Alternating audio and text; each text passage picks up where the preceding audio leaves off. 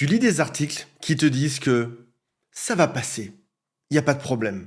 Tu poses la question à ChatGPT qui te dit il n'y a rien de grave. Même tes amis te disent qu'il n'y a pas de souci, tu vas t'en remettre. Et quelque part au fond de toi, tu sais qu'ils ont tort. Alors, c'est pas que tu es quelqu'un qui est pessimiste, c'est parce que tu sens qu'il y a quelque chose que les autres ne voient pas. Tu ressens un décalage. Quelque chose comme regarder sa propre vie derrière une vitre. Les gens parlent devant toi, tu les entends, les choses arrivent juste en face de toi, tu les vois, mais il y a comme une espèce de couche entre toi et tout le reste. Et aujourd'hui, tu sais pas si c'est normal. Tu sais pas si ça va partir un jour. Parce que pour être honnête, les jours passent, les semaines passent, et t'as l'impression que ce même problème reste. Et surtout, t'oses peut-être même pas aujourd'hui poser la vraie question à voix haute, c'est est-ce que je vais redevenir comme avant ? Parce que si ça se trouve, ce avant n'existe plus. Alors aujourd'hui, je vais pas te dire bêtement, comme tout le monde, que ça va aller. Je vais t'expliquer exactement ce qui se passe dans ton système nerveux, parce que ce que tu vis, ça a un nom. Ça a même en réalité plusieurs noms, et c'est ce qu'on va voir aujourd'hui. Et une fois que tu as compris précisément ce qui se passe dans ton cerveau, quand tu arrives à comprendre enfin le mécanisme, t'arrêtes de croire que tu inventes.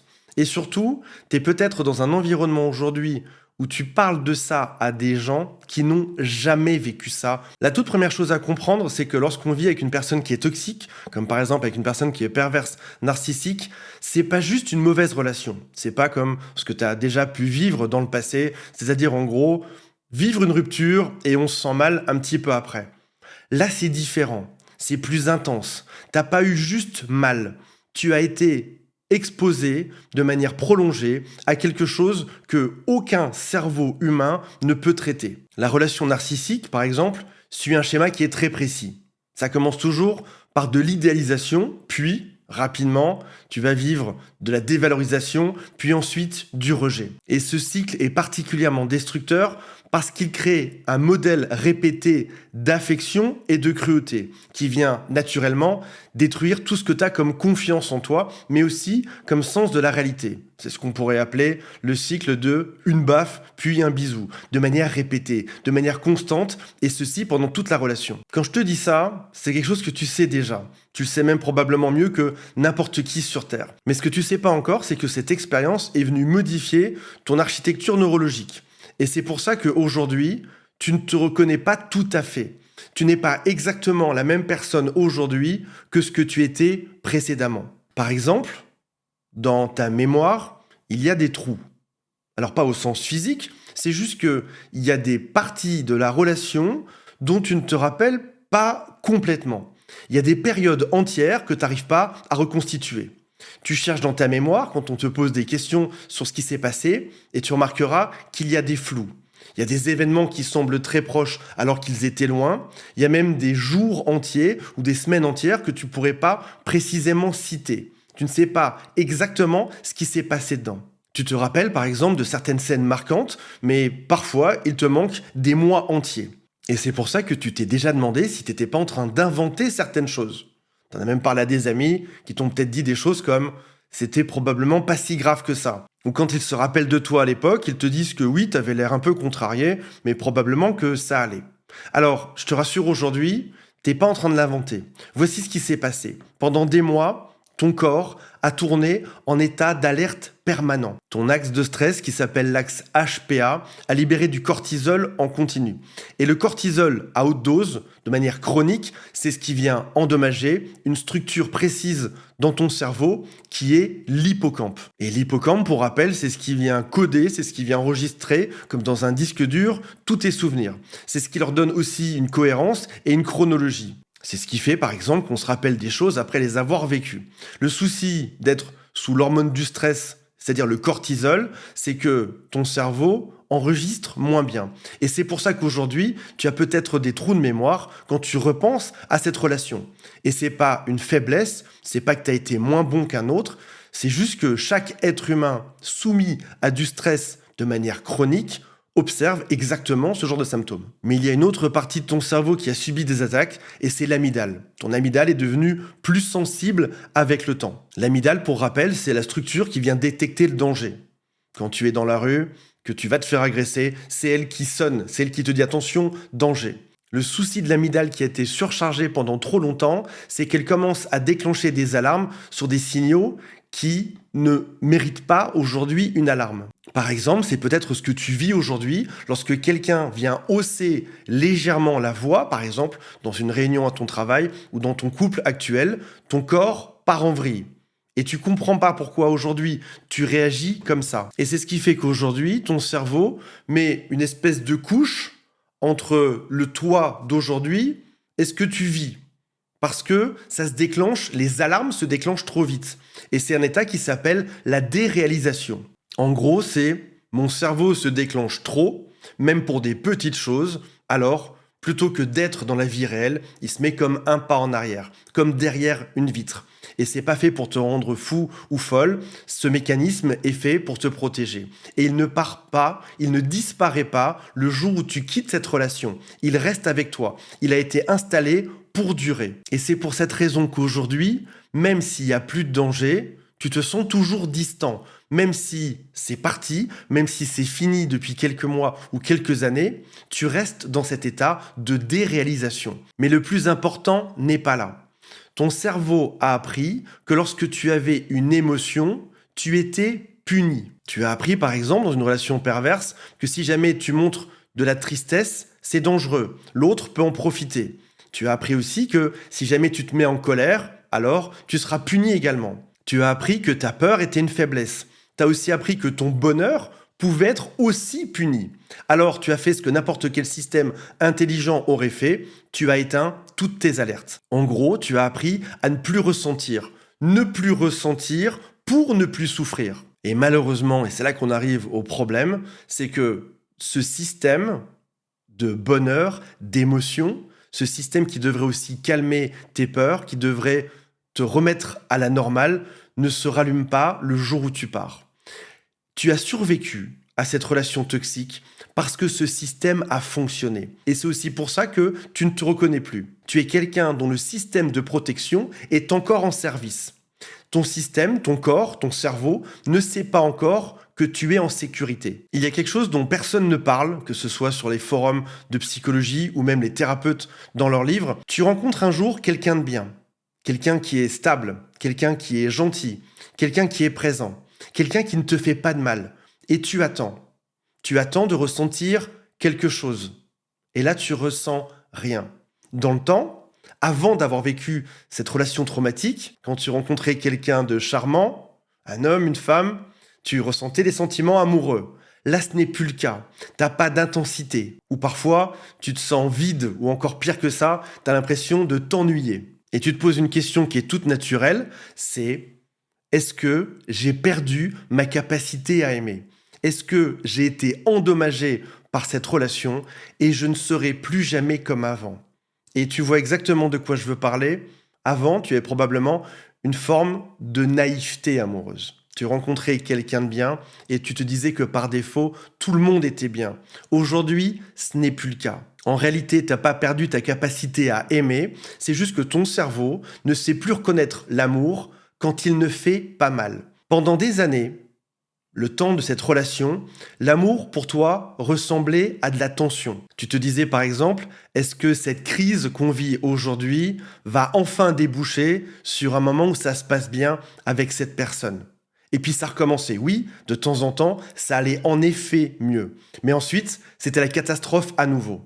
Et tu avais de temps en temps un soulagement. Le soulagement que de temps en temps, ça se passe mieux.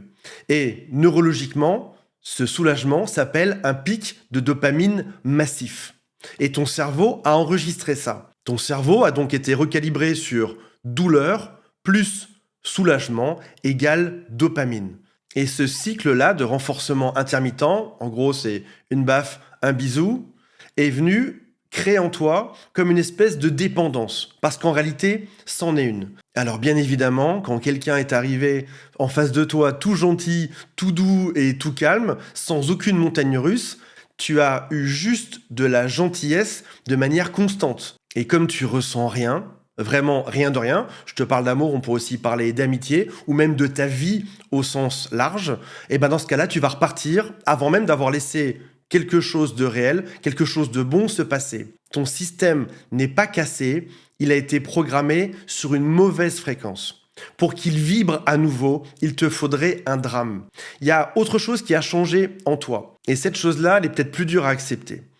C'est que le monde autour de toi ne te semble plus pareil. Ta façon de voir les gens, par exemple. Avant cet événement, avant d'avoir cette relation déglinguée, tu avais confiance dans les gens. Peut-être que tu étais ce genre de personne un peu naïve qui disait, par défaut, je pense que les gens sont chouettes, jusqu'à ce qu'ils me prouvent le contraire. Aujourd'hui, cette confiance par défaut, tu ne l'as plus. Quand tu regardais à l'époque quelqu'un que tu connaissais pas, tu te disais, c'est probablement une personne qui est bien intentionnée. Maintenant, quand tu vois un étranger, quand par exemple tu vas dans une soirée, quand tu as un date Tinder, il y a quelque chose au fond de toi qui est différent. Tu vas commencer par te dire, peut-être que cette personne n'est pas si bien que ça. Tu vas commencer à scanner cette personne. Tu vas commencer à l'évaluer. Tu vas même chercher les contradictions, l'indice qui fait que dans ce qu'il a dit, ça ne correspond pas avec ce qu'il fait. Tu es devenu comme un enquêteur extrêmement doué du FBI. Tu es devenu plus rapide pour détecter les mensonges, les doubles discours, la gentillesse intéressée. Et parfois, cette vitesse d'analyse peut même te faire peur. Parce que maintenant, ton radar est devenu ultra sensible. Et tu te poses peut-être même la question aujourd'hui de te dire, est-ce que c'est parce que j'ai raison? Est-ce que c'est parce que je suis perspicace? Ou est-ce que c'est de la paranoïa? Parce qu'il peut aussi y avoir ce qui s'appelle des faux positifs. Un exemple de faux positif, c'est lorsqu'on te dit que tu es enceinte alors que tu ne l'es pas. C'est positif, tu es enceinte, sauf que si on vérifie, tu ne l'es pas. Là, dans la vraie vie, c'est pareil. Tu peux avoir un faux positif, que ton radar extrêmement sensible te dise « Attention, il y a un problème avec cette personne », sauf qu'en fait, ton radar mental est devenu tellement sensible que tu peux aussi parfois te tromper. Les relations toxiques changent complètement ta vision des gens, de l'autre au sens large. La majorité des personnes naissent avec l'idée que tout le monde est fondamentalement bon. Après ce traumatisme, tu as une vision du monde qui est différente. Tu as complètement changé.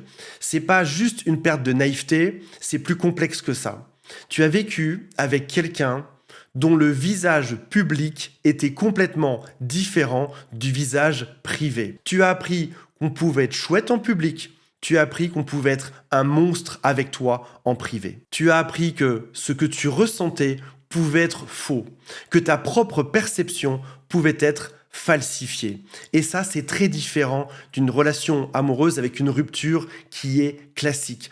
Ton cerveau a eu comme une espèce de mise à jour, qu'on pourrait imaginer pour un logiciel ou un ordinateur. Et cette mise à jour, elle vient te faire scanner le monde différemment. Et aujourd'hui, tu as un nouveau radar, tu as un nouveau super pouvoir. T'arranges peut-être pas forcément aujourd'hui, mais tu as une connaissance que la plupart des gens n'ont pas. Tu es le genre de personne qui pourrait en effet bosser avec la police, avec le FBI sur des enquêtes. Tu saurais scanner mieux que n'importe qui des signaux sur quelqu'un. Tu sais par exemple aujourd'hui que le charme de quelqu'un peut être une technique qui va dissimuler quelque chose d'autre.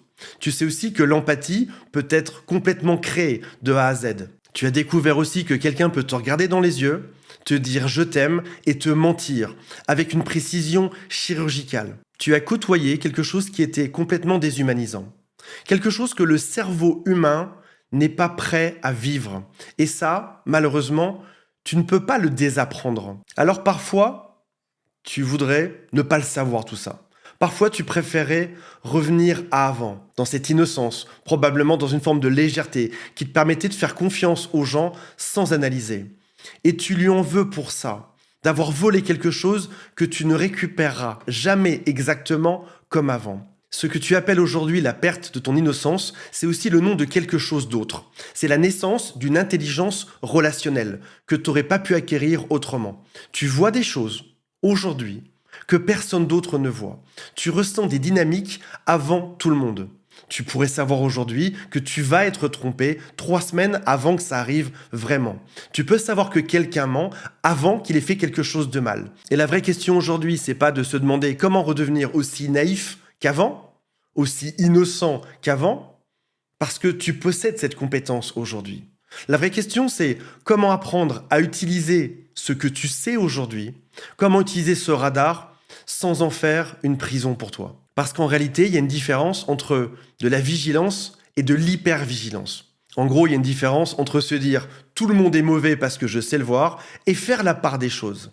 Donc aujourd'hui, ton système nerveux est en train d'apprendre cette nouvelle compétence. Il est en train d'apprendre à se reconstruire lentement. Dans chaque nouvelle expérience qui va se passer bien, tu auras appris un peu plus à utiliser ton super pouvoir. La réalité, c'est que tu ne redeviendras pas exactement comme avant. Et c'est une très bonne chose. Tu n'as pas perdu ta capacité à aimer, tu as perdu ta capacité à faire confiance aveuglément à quelqu'un d'autre. Et ce qui va revenir dans ta vie, et c'est ça que j'aimerais que tu entendes vraiment, ce n'est pas la légèreté d'avant. L'avant, c'est fini. Tu vas ressentir quelque chose d'autre. Ta légèreté, elle a traversé le feu et elle est sortie différente. La reconstruction, c'est pas revenir en arrière, c'est se créer une nouvelle identité qui est plus solide, qui est plus consciente, qui sait analyser les choses sur le terrain, qui prend conscience de choses, mais qui sait faire le tri à la fin. Et l'amour reviendra sous la forme de quelque chose qui est plus lent, plus ancré et plus réel. Fais-toi confiance, utilise ton pouvoir et apprends à te recalibrer en douceur. Voilà mes amis, j'espère que ça vous a intéressé. On se retrouve prochainement. Salut à tous, bye, je vous aime.